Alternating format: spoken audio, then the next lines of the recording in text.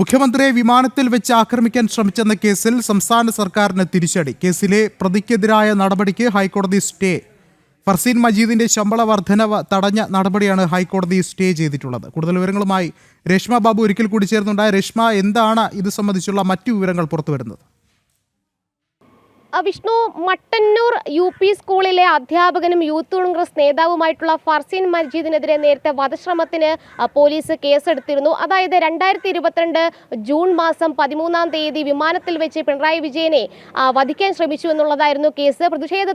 പ്രതിഷേധവുമായി ബന്ധപ്പെട്ടായിരുന്നു ഈ സംഭവം ഉണ്ടായത്. പക്ഷേ അതിനുശേഷം വധശ്രമത്തിനായിരുന്നു പോലീസ് കേസെടുത്തത്.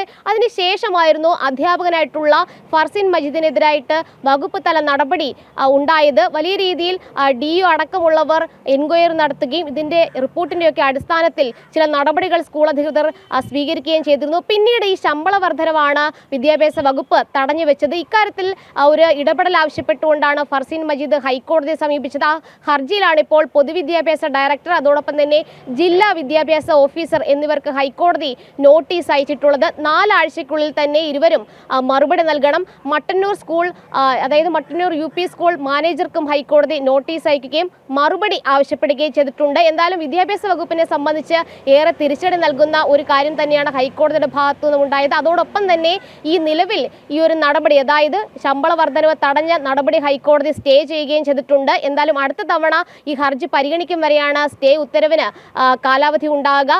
എന്തായാലും ഈ ശമ്പള വർധനവ് തടഞ്ഞ ഈ വിദ്യാഭ്യാസ വകുപ്പിന്റെ നടപടി അതൊരു രാഷ്ട്രീയ പ്രേരിതമാണെന്നുള്ള വാക്കാൽ നിരീക്ഷണം കൂടി ഹൈക്കോടതി നടത്തുകയും ചെയ്തിട്ടുണ്ട്.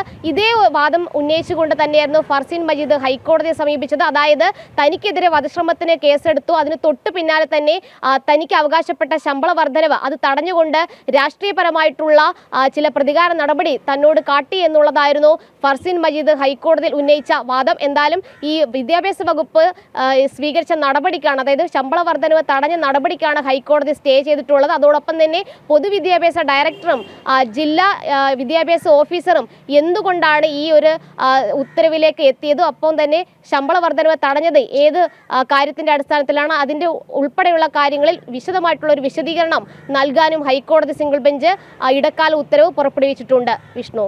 ശരി, രേഷ്മയാണ് വിശദമായ വിവരങ്ങൾ നൽകിയത്.